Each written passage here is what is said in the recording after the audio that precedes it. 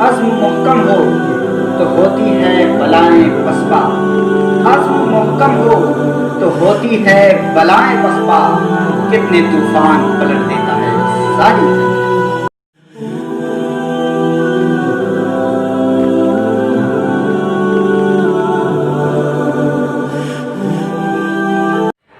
محترم سامعین کرام، السلام علیکم ورحمۃ اللہ وبرکاتہ۔ معزز سامعین، آج پھر میں آپ کے درمیان ایک بہترین واقعہ لے کر حاضر آیا جو ہماری زندگی میں کام آنے والی بات ہے۔ ایک دفعہ کی بات ہے، حضرت مسعود رضی اللہ تعالیٰ عنہ بیان کرتے ہیں کہ کچھ لوگ جنگل میں رہا کرتے تھے، جنگل میں رہتے تھے۔ ان کے ساتھ ایک شخص ایسا تھا جن کے پاس 3 جانور تھا۔ ایک گدھا جس پر وہ ضروریات کے سامان لاد کر ایک جگہ سے دوسری جگہ لے جایا کرتا تھا، اپنی ضروریات کی چیزوں کو اس کے ذریعے سے منتقل کیا کرتا تھا۔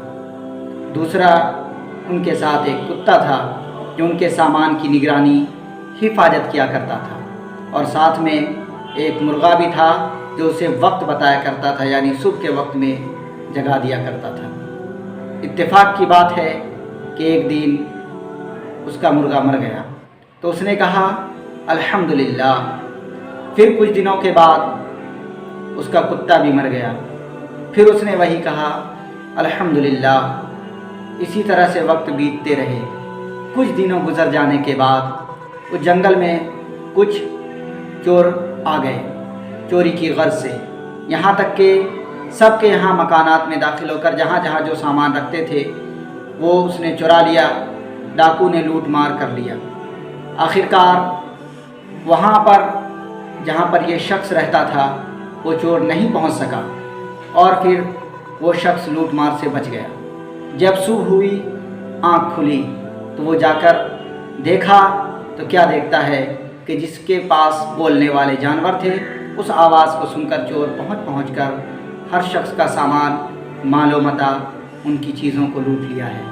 تو اس نے کہا کہ میرے پاس آج جو مرغا نہیں تھا جو آواز کرتا، یا کتا نہیں تھا جو بھونکتا، اگر آج جانور ہوتا میرے پاس بھی تو میرا بھی سامان آج لوٹ لیا گیا ہوتا۔ تو اس نے پھر رب کا شکر ادا کیا اور کہا کہ بے شک رب کے ہر کام میں حکمت ہے، اگرچہ بندے کی سمجھ میں آئے یا نہ آئے۔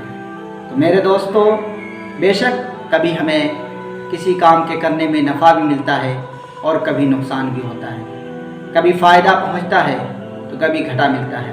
تو ہمیں نفع کے ملنے پر بھی خوش ہونا چاہیے، اور اگر نقصان بھی ہو جائے تو مایوس نہیں ہونا چاہیے، چونکہ رب تبارک و تعالیٰ اس سے بہتر ہمیں عطا فرماتا ہے، اس لیے کہ اس کے ہر کام میں حکمت ہے۔